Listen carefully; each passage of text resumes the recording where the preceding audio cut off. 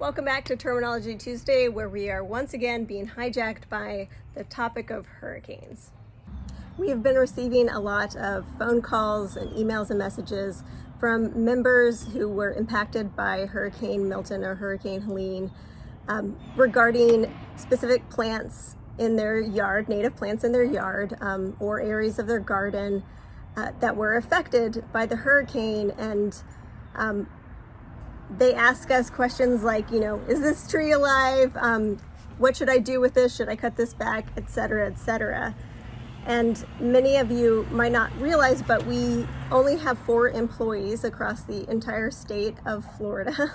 We have a lot of volunteer members, but we the staff, are spread kind of thin, and our ability to answer all of those questions individually is not only a stretch for us to achieve with the limited amount of time that we have available, but it's also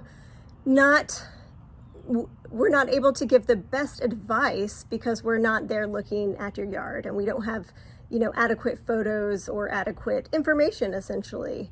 And so it's difficult for us to address your specific issue individually.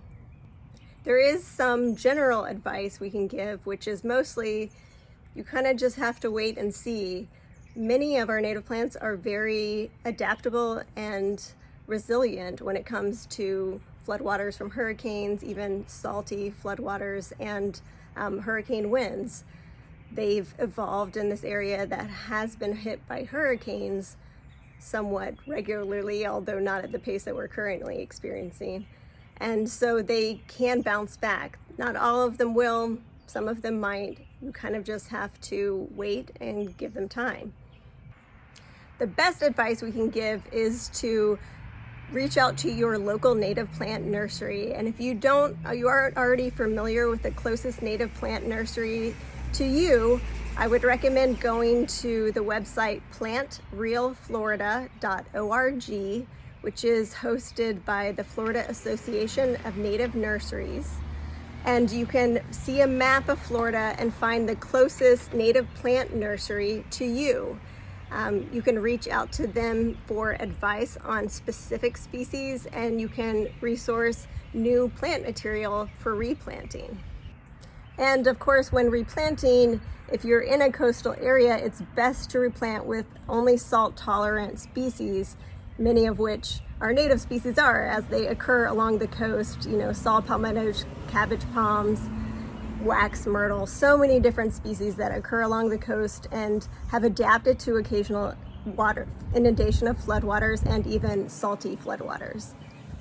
I have also linked a guide created by the Sanibel-Captiva Conservation Foundation in our bio. There's a link in our bio, and also I'll put a link below on our Facebook post that goes over specifically the recovery of hurricane impacts in your yard and garden.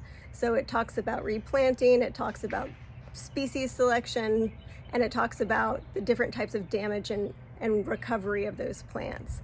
So that is a more detailed guide that can be available to you as well. But I also would definitely encourage you to meet your local nurserymen and develop a relationship with them, as they are going to be the best resource for knowledge of the plants in your region.